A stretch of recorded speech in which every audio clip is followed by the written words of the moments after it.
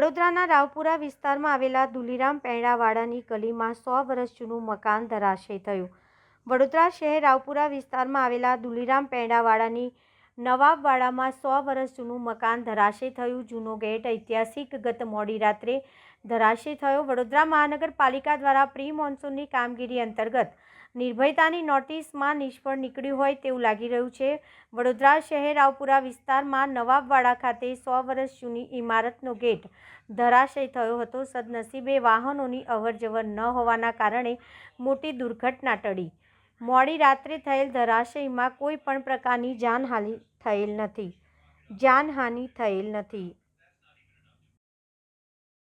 આ રાવપુરા નવાબવાડા વિસ્તાર કહેવાય છે અને અહીંયા નવાબ સાહેબ ગાયકવાડી સમયથી નવાબ સાહેબનું નવાબવાડો કહેવાતો હતો. અહીંયા બે ગેટ હતા. એક દુલીરામ પૈણાવાડાની બાજુમાં હતો. બહુ વર્ષો જૂનું એ ગેટ હતું. એ તો કોર્પોરેશને જર્જરિત હાલતમાં હતું કે એને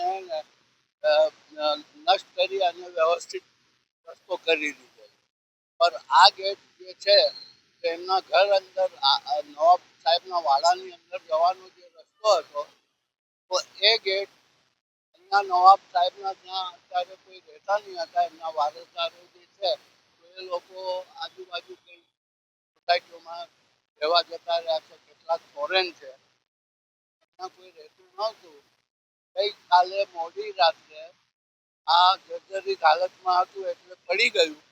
તો એના લીધે કોઈ જાનહાનિ થઈ નથી અને અત્યારે કોર્પોરેશનની ટીમ આવીને જોઈ રહી છે.